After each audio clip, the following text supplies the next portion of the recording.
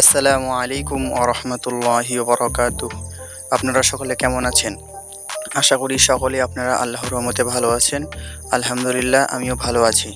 তো থাম্বনেল এবং টাইটেল দেখে অবশ্যই বুঝে গিয়েছেন যে আজকের ভিডিওটি কি সম্পর্কে হতে চলেছে। হ্যাঁ, আজকের ভিডিওটি হতে চলেছে কলেজে আমার প্রথম দিন। প্রথম দিনে কলেজে গিয়ে কি হলো, কয়জন বন্ধু পেলাম, কয়েকজন নতুন টিচারের সাথে পরিচিত হলাম, সব কিছু দেখাবো আজকের এই ভিডিওতে। তো চলুন ভিডিওটি শুরু করা যাক। সর্বপ্রথম বলে নিতে চাই, আমার কলেজের নাম হচ্ছে কেবিএম কলেজ দিনাজপুর। আমাদের ক্লাস শুরু হয় 15ই সেপ্টেম্বর 2025 সকাল 10টা থেকে। তো আমি বেশি দেরি না করে অটোতে করে রওনা দিয়ে দিয়েছি। তো এখন যেই স্থানটি দিয়ে আমরা যাচ্ছি সেই জায়গাটির নাম হচ্ছে দিনাজপুর স্টেডিয়াম।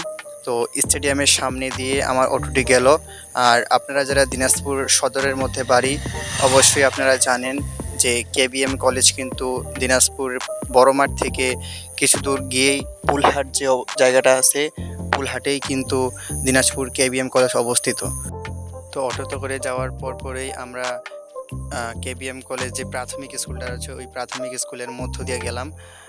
এখন যে স্থানে রয়েছে এই স্থানটি হচ্ছে সম্ভবত পুলহাটের বাজারটা। আমি বেশিরভাগ আসিনি, কারণ আজকেই হলো আমার দ্বিতীয় দিন।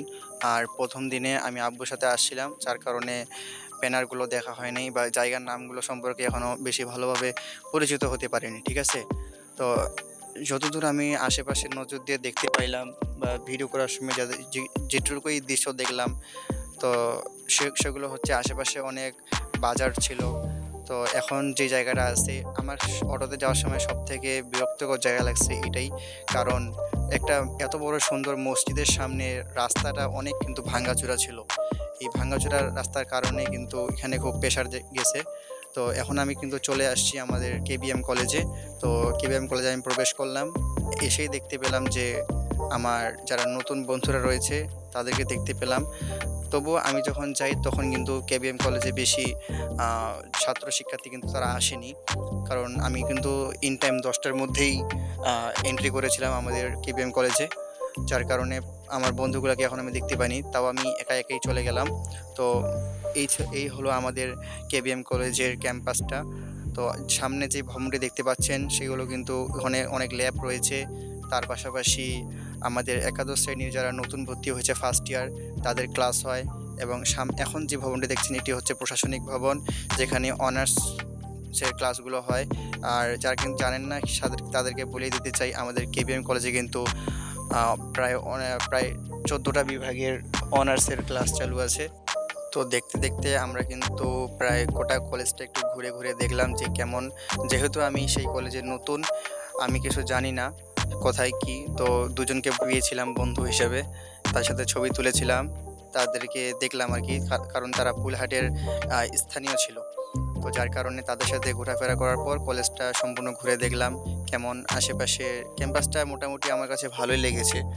এখন ক্লাস করার পর বোঝা যাবে আর কি যে কেমন ক্লাস হয় না হয়। তো আমরা মোটামুটি দেখলাম আর কি যে কলেজটা ঘুরে দেখলাম ভবনগুলো কীরকম।